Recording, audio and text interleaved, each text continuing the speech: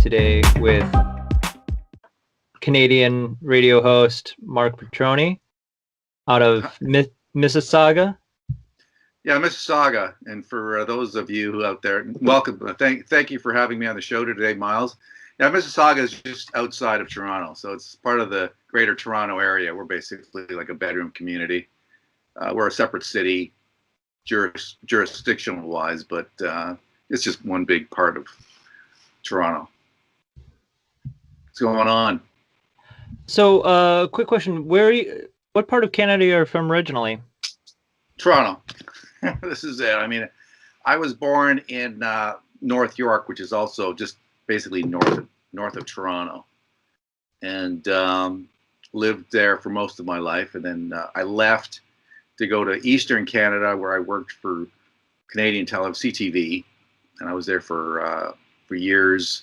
Moved around. I bounced around. I lived in Ottawa for a while, which is the capital of Canada. Then I moved out west to Calgary, lived there for a while, and then moved back here. So basically, I've just kind of followed where the work took me, Miles, and I've always kind of been like that. And so now, at one point, didn't you serve as the? Now, and is it a chair? Yeah, the CRTC. That's right. No, it's I was not the chairman, but I was a commissioner of what we call the CRTC, which is basically your equivalent of the FCC, federal. What's your communications commission, right? The Federal Communications Commission. Yep. Your regulator for broadcasters and telecommunications companies in that industry in the United States. So we have the equivalent up here. It's called the Canadian Radio, Television, Telecommunications Commission. So I sat on that commission for 5 years. Okay, so for anybody who doesn't know, I've been on your show probably a couple dozen times, starting about 2 years ago, actually, or about a year and a half ago. And before we get into, the Trump and all that politics, there's two things I wanted to talk about. One of which was there was an interesting story I saw you reporting on once, which was at one point there was a flood in Canada and the government rounded up citizens' guns. This is correct? Yeah, this was in the province of Alberta, which is the western part of Canada. If you look at Montana and go straight north, you'll be in Alberta, and it's a huge landmass.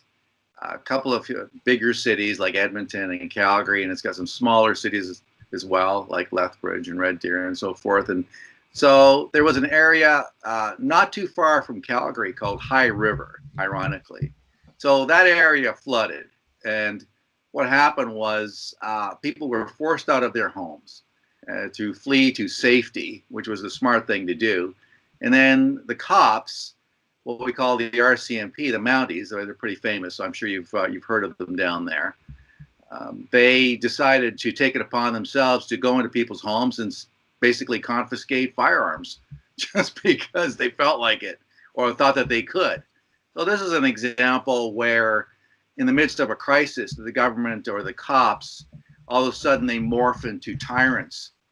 They sort of, start channeling their inner Gestapo and start treating people as if they are under the thumb of the state, whether it's a constitutional republic like yours or what we have up here, which is a parliamentary system. But either way, the cops just decide, oh, well, here's a perfect opportunity to seize firearms just because we can. And that's what they did. And so some media went after them. I mean, conservative media. I was working for something called the Sun News Network at the time. We reported on that and exposed it for what it was, which was a gun grab and a power grab by the part of police. Had no reason to do what they did. They said it was a safety thing, but they just did it because I thought they could get away with it, and they can't get away with it. But unfortunately, it's just one of those examples where anytime you have a crisis, you have bodies and authority that normally are supposed to be serving the people that all of a sudden decide, yeah, we're going to become, your overseer. We're going to become tyrants, and we're going to just seize power. And that's really all it takes. And, you know, whether it's COVID or floods or whatever excuse they can, it just seems that these people just suddenly morph into something ugly and tyrannical when they have a reason to do so. Yeah, when I came across the news story, it just instantly reminded me of what happened in New Orleans after Hurricane Katrina. A very similar thing where the police, or I think it was actually the National Guard, went to these houses, far outside the city, out in the country, and rounded up people's guns. And it's like, well, they're off in their homes, outside the city. If anything, they're just looking to protect their own home, and the military went around and rounded up their guns. So was that under this? Was this pre Justin Trudeau? Yes, that was during Harper's time. Stephen Harper is a former Prime Minister of Canada. He was defeated in 2015 by Justin Trudeau and the Liberals. They came into power then, and this happened in around 20. I want to say 2013, 14. Around there. Yeah, not Well, good. so yeah, and it happens. It's happened in the United States. So you raise an excellent point about Hurricane Katrina. It's when people are most vulnerable, right? That's when that's when the cost and the government becomes more tyrannical. Is when the people are down and they need help. They're vulnerable, and the government, rather than helping, goes in there and confiscates firearms. Well, of course, there's the famous quote by Rahm Emanuel, the former Chicago mayor, that he said, I think before he worked in the Obama administration, and his quote was, "Well, you never miss out on the chance to you never miss out on the opportunity to use a crisis for your own advantage." To paraphrase exactly. it. Never let a crisis go to waste. Mm-hmm. That's pretty much the mantra. It's not only the left, though. I think it's some people. In both parties, I think Republicans. There are some Republicans that seem to think it's perfectly fine these days. So yeah. It's definitely something with both sides. So I'm doing this podcast piece, and I'm going to be talking about the 1980s. You're going over both the music and the major events of the 1980s. Well, first off, as far as music, what would you say were some of the greatest musical groups music made in the 80s? Wow. Well, I mean, Guns N' Roses came out with Appetite for Destruction. I mean, that was sort of one of those seminal records, maybe one of the greatest debut albums in history. Hugely popular and remains a staple on classic rock radio. But you also had artists like in the pop realm, like Madonna, for instance. Prince was huge. Michael Jackson. Brothers in Arms came out with Mark Knopfler and Dire Straits. That was another huge album when CDs were coming in. And so those were some of the bands that were dominating the landscape at the time. And out of Britain, you had sort of the new wave, kind of new romantic sounds, Spandau Ballet and bands like that. We used to listen to a lot of that stuff back in the day. So dance music, it was the disco. This was kind of the post-disco type of era. So you had sort of more of organic sounding disco music, like Chic, for instance, in the late '70s, and then in the '80s, it sort of morphed into more electronic type music, like New Order and bands like that became huge in the dance areas and the discos. And so, I mean, those were types of records that came out that were huge at the time. But there was a lot of great music that came out in the '80s. And now, being in Canada, maybe it was a little bit, maybe the Cold War is a little different, but I mean, I guess anywhere you lived in the world, the Cold War was a serious thing. Looking back on the 1980s, and I mean, basically, we had Ronald Reagan, and then in '88 we got vice president Bush became president. It was Trudeau's father prime minister in the 80s. Okay, well, what happened was Trudeau's father, Pierre Trudeau, was the prime minister early on in the 80s, so the first few years. But that was the end of the Trudeau era, the first Trudeau era. What came in after that in 1984, Brian Mulroney was one, perhaps the biggest, or maybe the second biggest, depends on who you ask, majority in. It was a massive victory for the Conservatives in 1984, and so he's what they used to call the progressive Conservative prime minister, and so he was certainly to the right of a guy like Pierre Trudeau and the Liberals. So he did move the needle conservatively somewhat, not enough for some people's liking, but he was certainly a big friend, a major friend of Reagan at the time. And the two of them, they would get together and have sort of this Irish kind of summit, and you sing "When Irish Eyes Are Smiling" and the rest of it. So they had a good time. They had a very good rapport, very good relationship. And Mulroney was able to get some agreement from the United States on acid rain at the time was a big issue. And so they were able to reach that. And then the other thing that Mulroney pushed a little later on was the free trade agreement. So you had NAFTA at the time, the North American Free Trade Agreement, and it began between Mulroney and Reagan.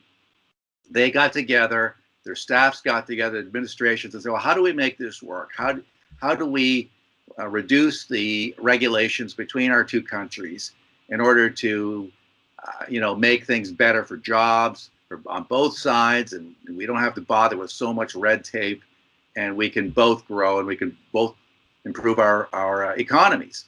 And so they struck this deal, and then there was another election in 1988, which Mulroney won again, and which basically sealed the deal in terms of this agreement, this NAFTA agreement between Canada, the United States, and then Mexico came along. So they had an excellent relationship, but they also had a lot of agreement in terms of forming an alliance against what was then the Soviet bloc. Okay, so at that time you had Soviet Russia and a host of satellite nations which were very much under the thumb of Moscow at the time, countries like Romania and Czechoslovakia before that splintered. You had East Germany, and let's see if I can name them all here. I know Hungary. There was little countries as well that were kind of part of Russia and kind of not, like Latvia and those sorts of countries like the Estonia. And so you had all those countries and forming that bloc in the East. You had China off doing kind of its own things because, we thought of them as part of the communist bloc, but they were as much at odds with Soviet Russia as almost we were, because they would have border skirmishes and border issues and sort of thing, and so neither of them trusted each other. And so at the time you had Mulroney and Reagan, and of course you had Thatcher in the UK, who was a conservative, and you also had, I believe it was Helmut Kohl in what was then West Germany.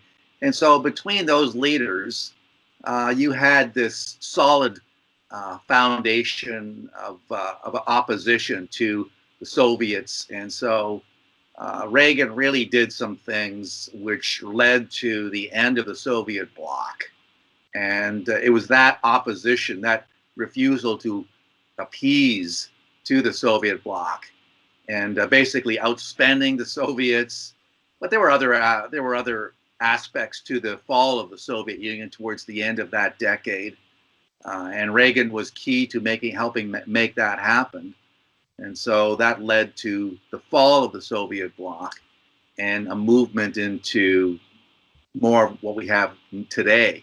And what happened in the early 90s under Clinton was and Chrétien up here, who was prime minister at the time, was bringing China into the World Trade Organization. And so that turned out to be a fateful decision, one which I dare say was a terrible idea. I mean, at the time, some of the reasoning was, well, we'll let China in, and over time, they'll become more like a liberal democracy. but it was a stupid idea because all it did was made them rich, or made them richer anyway. It strengthened their economy immeasurably. They sort of took on some trappings of capitalism without the freedom side, but became as totalitarian as ever. And so they continued to get richer. They built up their military. And so that led to what we have today, which is presumably what you wanted to discuss, which is, Cold War Part Two. In this case, it's China, and it's the West, and Russia has again this kind of uneasy relationship with China, but they just recently signed a tens of billions of dollars worth of trade deal between those two countries, and so basically Russia is feeding China the energy it needs in order to continue building, and so China now has a steady, reliable source of energy, whether it's natural gas or oil, from Russia. And in exchange, Russia, of course, gets much needed currency in order to keep and prop up its economy, which is much smaller than China's right now. And so that's what we're looking at now. And then China has done a fantastic job of infiltrating many of the institutions, of stealing intellectual property from the United States, from Canada, and other Western countries. They've done a phenomenal job of paying off bureaucrats, paying off politicians, bribing people, and blackmailing people. I mean, we all know about the Biden laptop situation. It's nice to see Hunter coming out admitting finally, well, yes, that could be my laptop. Yeah, maybe that story in the New York Post wasn't such a piece of fake news after all. And Twitter coming out, yeah, it's okay, I'm rubbing their face in it as much as I can. Oh, it's a story now, is it? But that's really what we face now. And China is a much more serious and dangerous foe than I think the Soviet Union. The Soviet Union had, of course, the nukes, and so they could, of course, there was always that. But China has been much better at infiltrating, undermining, for instance, buying up huge chunks of Hollywood and the media, of course, and politicians, which now are pretty much in the pocket of China. I mean, politicians go over there and fall into honeypot situations where they end up, in bed with Chinese prostitutes in hotels. China has been doing this for years, and through these activities has been very successful in compromising many of our institutions in this country. And we're in a real battle with these people to save the freedoms that we have. Well, so skipping forward past the 80s and everything, and talking more about the politics of the last 5 years, I think if you had been asked, could Trump be president 10 years ago, I almost feel like it would be easy to believe that he was president before he was so controversial. And then when he started running, it was hard to believe that he would actually be elected for many people. Do you think part of the reason that Trump got elected was the cancel culture that was already going on at that time, the censorship and so forth? Trump spoke in a way that people understood. People were waiting to hear from somebody who was plain spoken, said the kind of things that people have been thinking. And so that's why he got in. That's why Jeb, for all the money he spent on his campaign, was a complete dud. And so you had the Republican establishment backing all these other candidates, and they all fell flat on their face because at the end of the day, the grassroots Republican community listened to this guy, Trump, and they said, well, yeah, he may be bombastic and, this New Yorker, this guy from Queens, kind of rough around the edges, but he talks kind of like me, and he sounds like me, and he's saying things that I agree with, like NAFTA sucks. So we had to, that our trade deals with these countries like Canada and Mexico have made us poorer. And by the way, why are we shipping so many jobs to China? Why is that a good thing? Why should that continue? And so China talked about renegotiating these deals. And that resonated with a lot of people, a lot of blue collar Americans, many of whom in the Rust Belt states would have voted Democrat. This time they were listening to a guy like Trump and say, hey, this guy is going to bring back jobs, is going to bring back the steel industry. What did you have from Obama? Obama's saying, well, those jobs aren't coming back. And what's this guy Trump talking about? You know, what's he going to wave a magic wand and bring those jobs back? But Trump was saying, no, I've got a plan, and I'm going to show you how it's done. Just give me a chance. And people gave him a chance. And that's why he got in, because he spoke in a way that people understood. And by that point, I imagine that a lot of Americans were sick of the BS they were getting from the Republican Party and George Bush's wars. They didn't want to go back to that. And so Trump promised something that was a little different. And they sensed that this guy was an independent, that this guy was a maverick, that he wasn't going to fall under the thumb of the usual establishment Republican, you know, who push a certain agenda, like open borders and, you know, never-ending wars, all these things. Trump was different, and he promised different things, and they gave him a chance, and Trump came through despite enormous amounts of opposition. Trump did a lot of what he said he would accomplish. I mean, I think he was a successful president in many respects. I mean, I have my, you know, disagreements with Trump, but I'm not going to deny, you know, the areas where I do agree with him or did agree with him on things. You know, it does seem that he was far less militaristic than most presidents. I mean, he did talk about the military industrial complex, which I don't think we've had a president talk about that in about 70, you know, 60, 70 years. Yeah, since Eisenhower. Yeah. And he, you know, I recently, it was I want to say 18-year anniversary of the Iraq War last month. And I looked up how many troops do we have in Iraq and Afghanistan. And I was shocked that the number is actually down to about 2,500. I just realized I have to grab a charger. I'll be right back. Okay. Trump and the wars overseas, he did actually get a lot of troops out. He, in some ways, tried to stop our intervention in Syria. And then what was the first thing that Biden did but sending troops, I want to say sending troops back into Syria or doing a bombing campaign in Syria his first week in office? Yeah, I guess he's got to make up for lost time. I mean, the Democrats wanted war, and there hasn't been. Trump did not start any war. He was the first president in decades to not do that. And so, obviously, with the Democrats coming in, very much under the thumb of the military-industrial people, the complex. I mean, they want war. It's it's a society. I mean, you're talking about $1 trillion industry here, with the likes of Lockheed Martin and the rest of them. I mean, they're making these weapons, man. You better use them. And if it costs blood and treasure, then so be it. That's what it's got to take. Yeah. But now, I mean, I'm trying to think of all this different picks that he put into his administration. I mean, what's somebody that you would have, you know, going back, you know, told him not to do?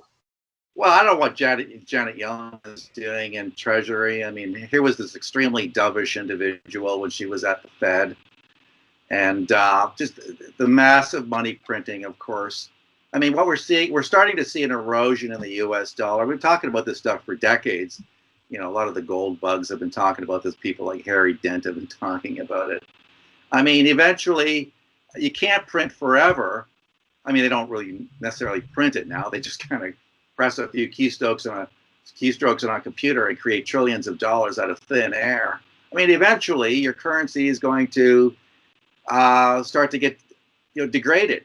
And so there's certain games you can play, like, you know, manipulate the price of gold, for instance, in order to try and maintain this facade that the dollar is worth more than it is at the greenback. But it's already starting to erode. And you're seeing more and more pushes, a greater push by the Chinese, for instance, the Russians. All these countries have been accumulating more gold over the years, but they want to move away from the greenback more and more. In fact, I read that at the moment, a good chunk of the world is basically moving away from the U.S. dollar in terms of its reserve currency status. And that, I mean, a lot Americans need to understand what a monumental move that would be, because once that starts to happen and pick up steam, then you know, America can't just print dollars out of thin air anymore and expect that it's going to be worth what it was, say, 10 years ago or 15 years ago or at any time in the past. You know, you will hyperinflate at some point. It has to happen. It's just a law of economics. And, you know, I mean, I'm not saying you're going to turn into Zimbabwe overnight or Venezuela. I think they just printed off a trillion bolivar note in Venezuela. I don't know how many trillions of dollars you need to buy a loaf of bread in Caracas these days, a trillion bolivars. But you don't want to get any further down the road of degrading the currency of the United States. And so Yellen kind of feeds into that same mindset. So I would certainly have questioned her appointment, but she's a Democrat. She's a loyal Democrat. You know, she's going to play by the rules, and she's certainly well connected with Goldman and the rest of it. And so, you know, I can see why they brought her in, but I mean, in terms of economic policy, I don't see that she's going to help the United States all that much.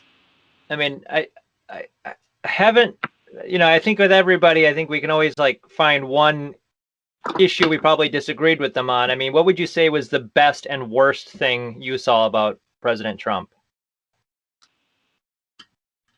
The best, okay, I'll say that he pushed back against the deep state. And I know a lot of people don't think there is a deep state or conspiracy theory time, you know, all this kind of crap. There's a deep state. And so he pushed back to the degree that he could. Unfortunately, he was kind of naive. And so he kept a lot of the backstabbers in previous, like the Bush crowd, you know, a lot of them were still in there. They were working against him all along. He was warned that that was the case. But, you know, he tried to bring in people like Flynn and so forth, but they were immediately targeted and taken out. And so to the degree that he tried to extricate government from the tentacles of these bureaucrats, these longstanding deep staters, I think was a positive. The economic gains that he made, though, I think stand head and shoulders over anything that we've seen a president do since Reagan. You know, if you're talking about renegotiating agreements with Canada, with Mexico, and repatriating jobs from China, that's really one reason why China was so fearful of Trump, because they saw how successful he was in bringing back industry through the policies of deregulation, you know. And so getting rid of this massive web of regulation allowed industry to shine once again.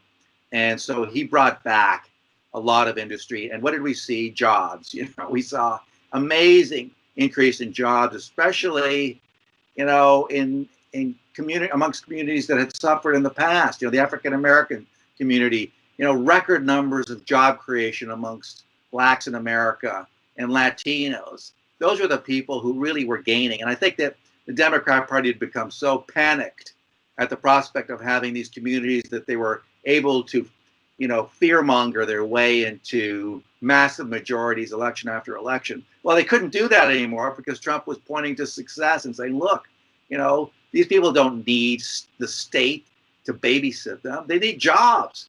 They need careers. They need hope. They need to be able to create their own economic benefits. And Trump made that happen.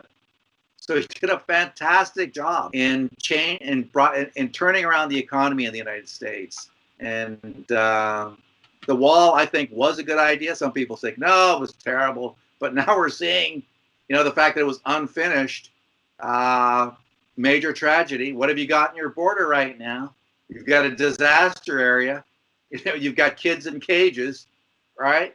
You've got thousands of people approaching cross caravans full of people. You didn't have that when Trump was there, did you? Well, you do now. I mean, so all these people who voted for Biden, who thought, yeah, he's going to take care of us, you know, on the COVID front. Well, what have you got? You've got people coming in with COVID, right, crossing the Mexican border, not even being checked. They're just going right in. I mean, I mean, the worst thing I think from Trump's vantage point, I think his naivete. I would have certainly liked to have seen him being a lot less trustful in terms of big tech. He should have gone over there. He should have taken away those exemptions that they had, and earlier. Unfortunately, he got tied up with Russia collusion, and they threw enough things at him to kind of distract him and to prevent him from pushing through with an agenda, which I think would have been pro-Americana in the extreme. And so, unfortunately, we didn't see the crackdown on big tech that we should have seen. But it's a minor, a relatively minor point, and I have to say that it's only because Trump, I think, was either too naive about these people, about the opposition, the huge opposition that was aligned against him, and so he trusted people that he shouldn't have trusted. I think he trusted big tech like Twitter. He made Twitter. I mean, from the time he took over, with millions and millions of hits to Twitter, Twitter grew exponentially because of Trump. And so, well, how did they reward him? By screwing him over during the campaign when they stopped the sharing of that Hunter Biden story.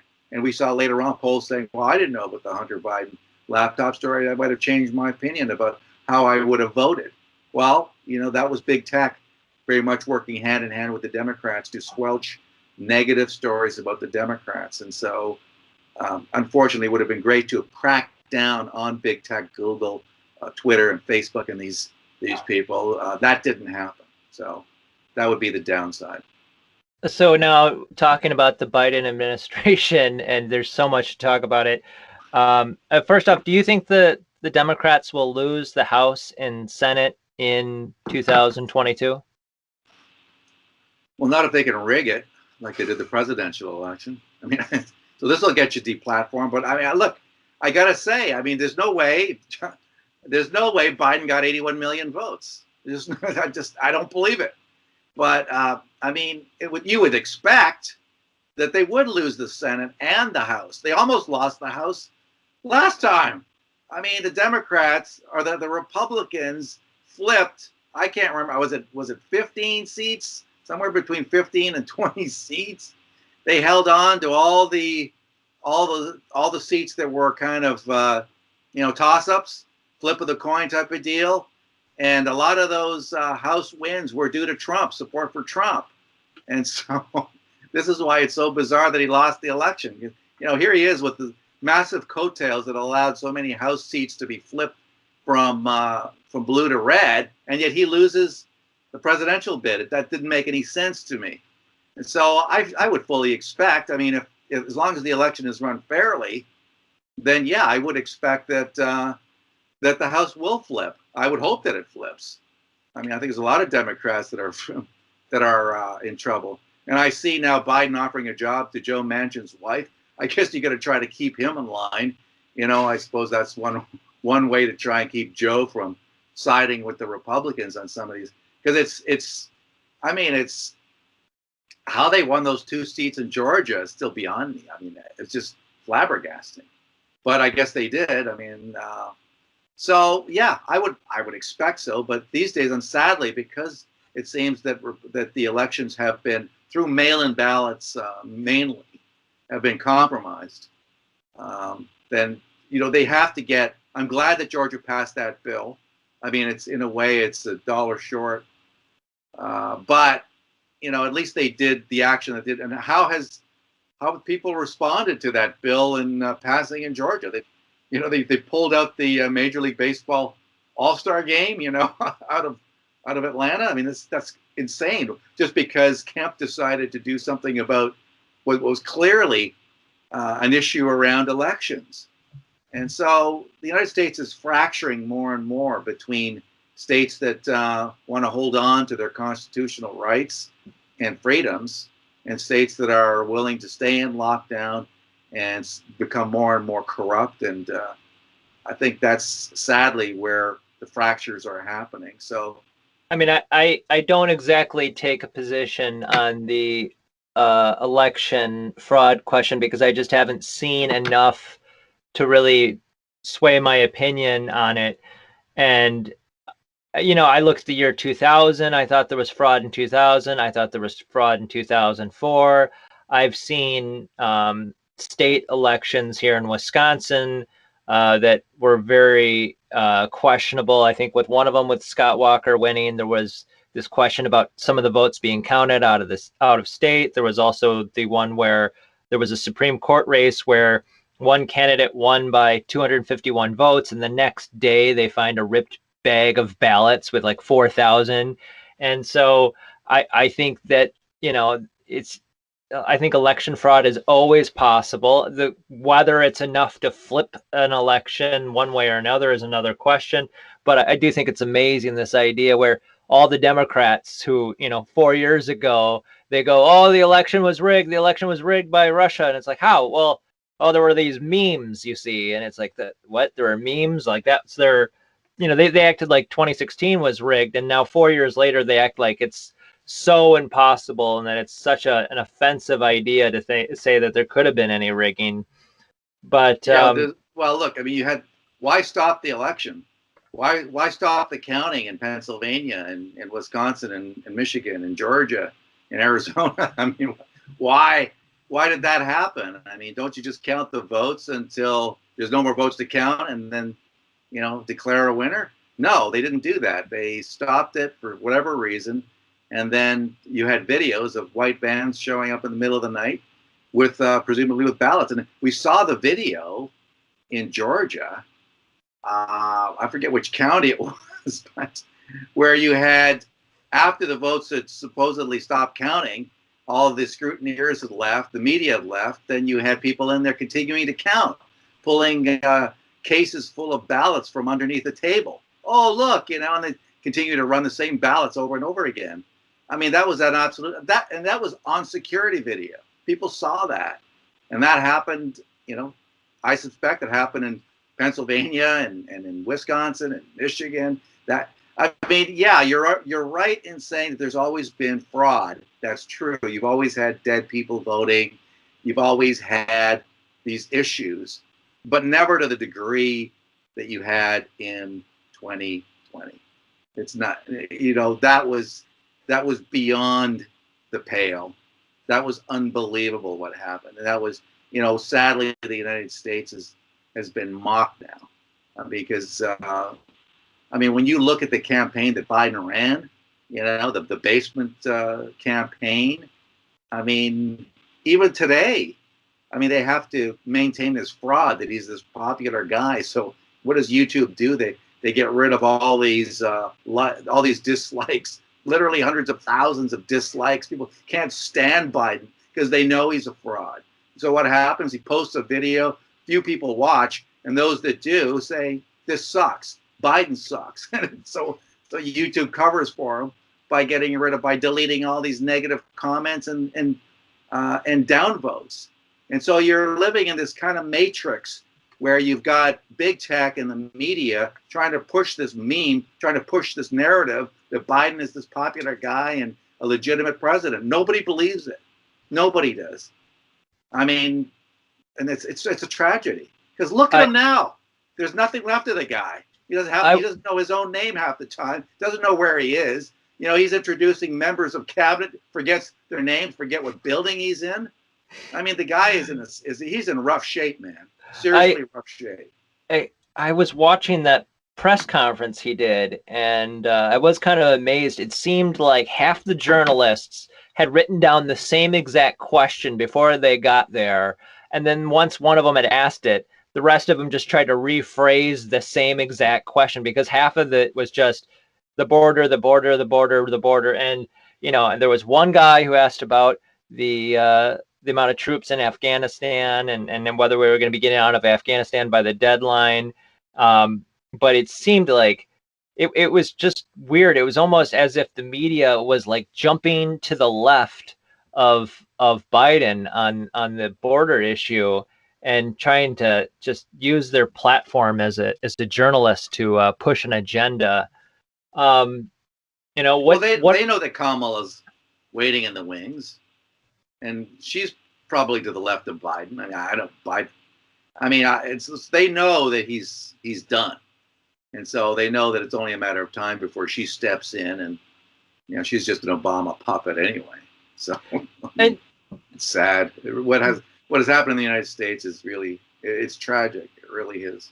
well, I mean, what do you think about how would you define the agenda going on right now with the Biden administration? I mean, it seems like, Oh, it's for instance, Obama on steroids. He's doing all the things that Obama didn't have the guts to do.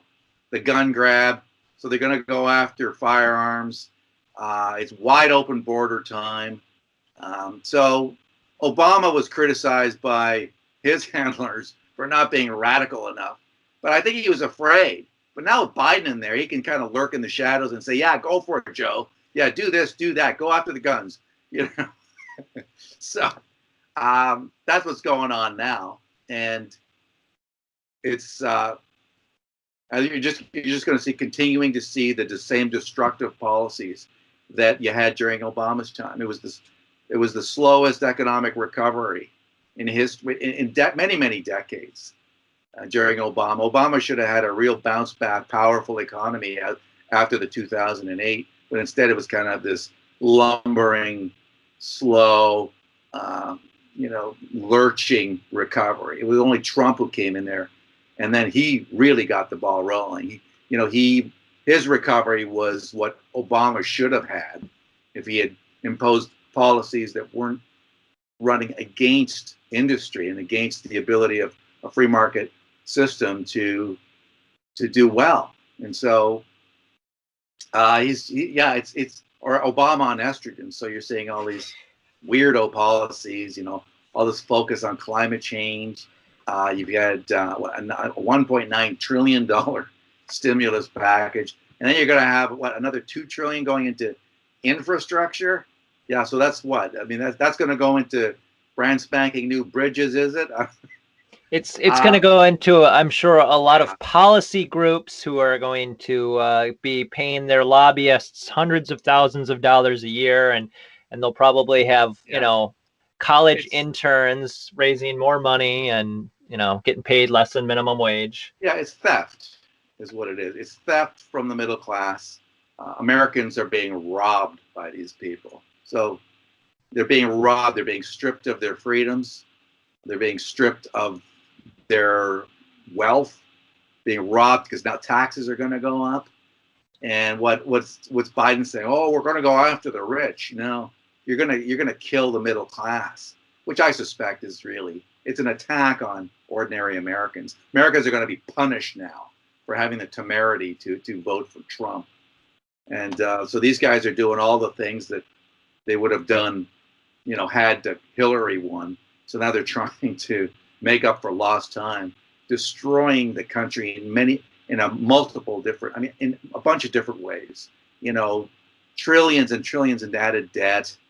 The money, the massive, mind-boggling creation of money, of fiat currency. Killing jobs through regulation, and now you're going to have this Green New Deal, which is a disaster, an absolute disaster. You already killed Keystone XL. That cost 52,000 jobs right off the first day on the job. Poof, gone, bam. See you later. You're out of work. Is this honestly is that your idea of good government? I mean, and so they're going right back to the days where you can't frack on federal lands. The only place you can do it now is on privately held lands. So he's destroying he's in the first couple of weeks, he moved the United States from being energy independent to being dependent again on what? On Saudi oil? You like being dependent on oil from the Gulf? I mean, isn't it that he canceled the Keystone pipeline, but then another pipeline in Afghanistan is not going to go forward. So it reminds me of when the Obama administration was shutting down, I want to say, coal power plants, but he also had the Secretary of Education was from, I want to say, General Electric. And so really it wasn't done for environmental reasons. It was for, they have this way of hurting specific specific energy companies to profit other energy companies, and it can come off as looking like environmentally friendly, but really it's about profit and so forth. Warren Buffett, a huge owner of railway systems. So now what? You got to truck oil from, using rail? Like that's more environmentally sound than pipelines? That's pretty stupid, isn't it? And becoming, how is moving oil from the Gulf to the United States more environmentally friendly than building pipelines, from Canada? How you justify something like that? So you're buying more oil from reprobate human rights abusers like Nigeria and countries like that, rather than buying it from Canada. So you kill that pipeline. Now you're talking about killing, like Gretchen Whitmer in Michigan's talking about killing another pipeline that's currently moving oil into Ontario. I mean, the province that I'm in, could suffer if that happens in a month's time or so. That could be an absolute disaster because we're relying on that energy to feed, Toronto and big cities like that. And just because it happens to go through part of Michigan, she wants to have it stopped on environmental grounds. She's a nut. Gretchen Whitmer is a head case. She is batshit fucking, sorry, but crazy. You can swear. It's okay. I'm sorry, but that woman is, you look in her eyes, there's something not right there. This woman is like, she's a demon. I'm sorry for my language. It's okay. She is. Last question, and as far as the bigger cultural debate, with the woke college kids, and well, they're not even all in college, but the angry cancel culture. I mean, how is it different in up there in Canada? I mean, do you have any Republican mayors anywhere, or is it all Democrats that run the cities? Yeah, I just say, like, when Bill Maher is getting to the point of calling those people crazy, you got a problem. Yeah.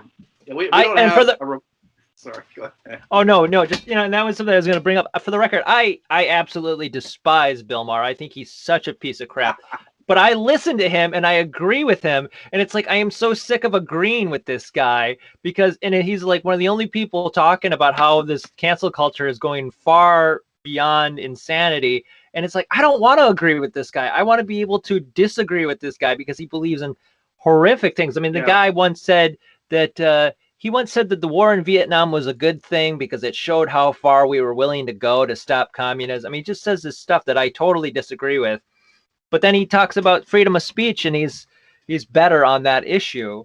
But yeah. As far as Canada and the woke culture there, is it much any different?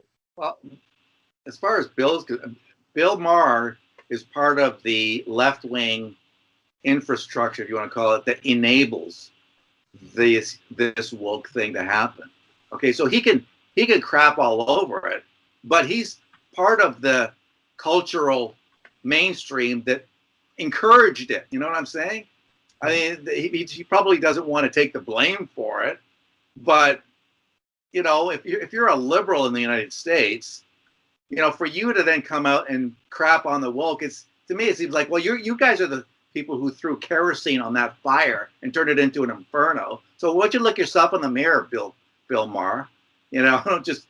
As far as being up here, yeah, we got the same issues up here. Certain communities. I mean, I don't think it's quite as radical nut job as the kind of stuff that you've seen down there, like in Berkeley and some of these other areas. But I mean, if you're in Ottawa, for instance, and you're a pro-lifer and you want to go to a university and hand out literature, I mean, you're going to be definitely confronted by people who say, hey, you just, you're not where you need to be. You need to go. So they're going to be attacked for sure. We also have the anti-Israeli apartheid types, those people there, pro-Palestinian, that in the extreme, whereby, they refer to Israel as an apartheid state. We have those people here as well. So yeah, it's definitely pretty woke. It's pretty woke, and it's And so, yeah, we do have that up here. Is it as bad as it is down there? I want to say no for some reason.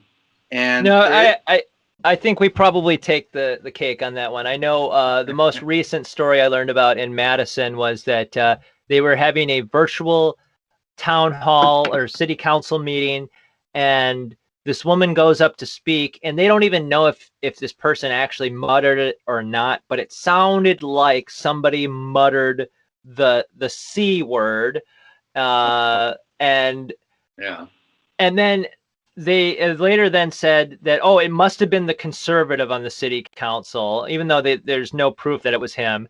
And so they really tried to use that in the city alder race that's actually going to be going on next week.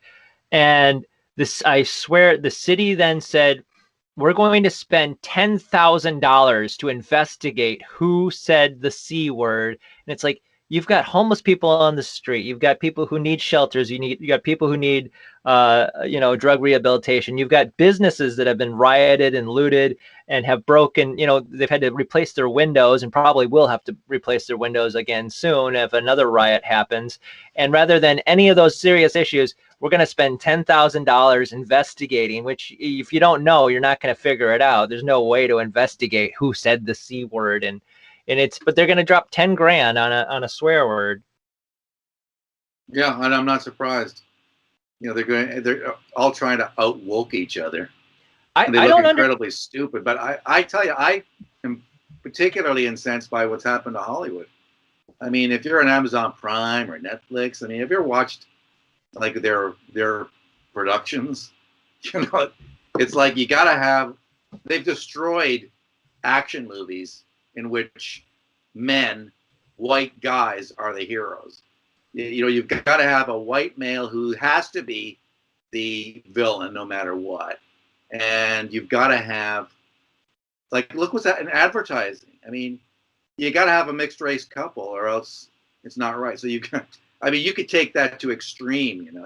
So you have a family in which, you've got a son who's Muslim and maybe a daughter who's who's an obviously looks like a lesbian, and then maybe you throw in an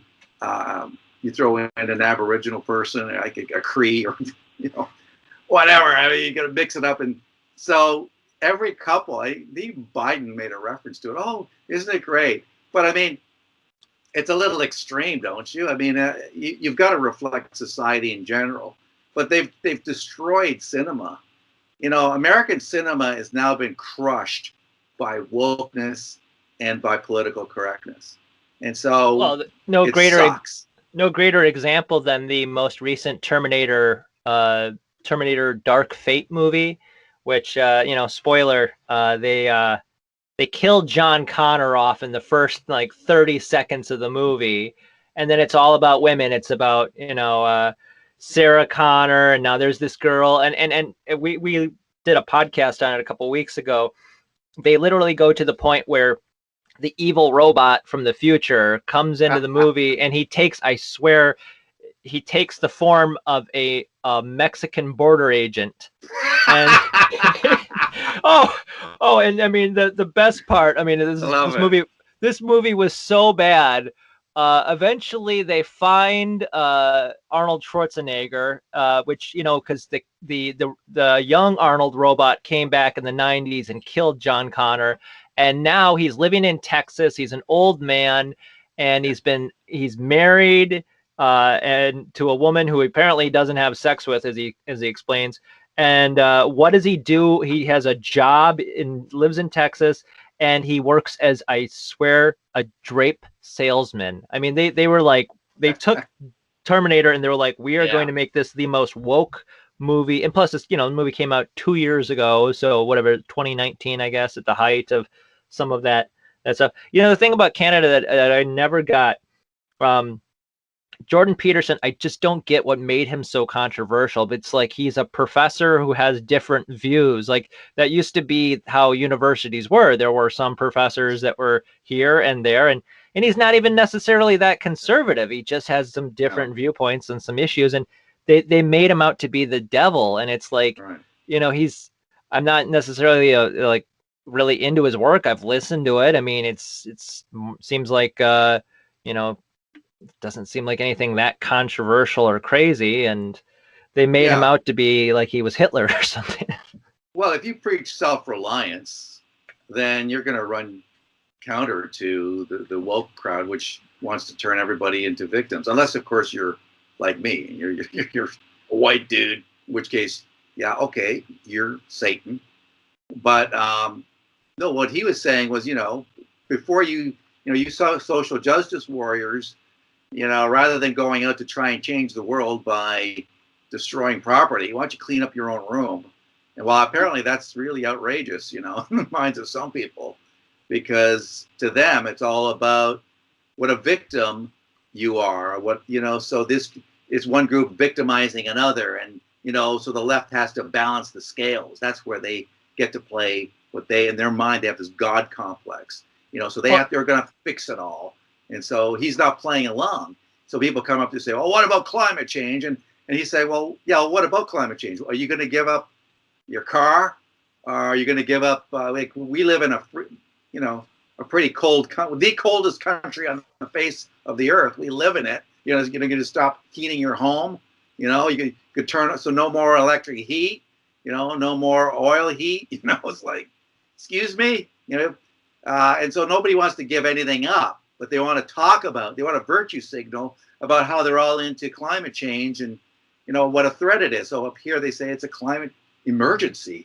It's gone from being a problem and an issue to now it's an emergency. Like, call 911. The climate is changing. I'm actually thinking of doing a skit on that. Calling 911. What is your emergency? Climate. Climate is an emergency. It's changing. You'd be arrested, and justifiably so, because you'd be seen as crazy. We got like cabinet ministers up here. We're spouting this crap day in, day out. Well, and I mean, sorry, go ahead. Oh, no, I have my environmental. I have my environmental concerns, and I would say, probably the best way to address it is that, you need to help companies that, or not even help them, just let them produce clean energies, let the free market, as far as some of these companies go, probably stop giving so much, subsidies to these oil companies. But the Green New Deal is absolutely insane because it includes union. And it's like, well, the biggest unions in the United States are actually some of the biggest polluters. And I would say AOC's, Green New Deal was a ripoff of Jill Stein's Green New Deal. And I could go off about that forever. But I got to wrap up soon. So Marc, thank you very much. You have the radio station or the radio show. Talk 960. That's right. I mean, it's I mean, for your viewers, listeners, they probably get us online. So SAUGA Saga 960am.ca. And you could look for my show, and you can listen to the podcast or stream us live if you like. And also, of course, Marc Patrone on Twitter. At Marc Patrone. That's right. Yeah. Okay. Well, great talking to you today. Appreciate that, Miles. Thank you for being on.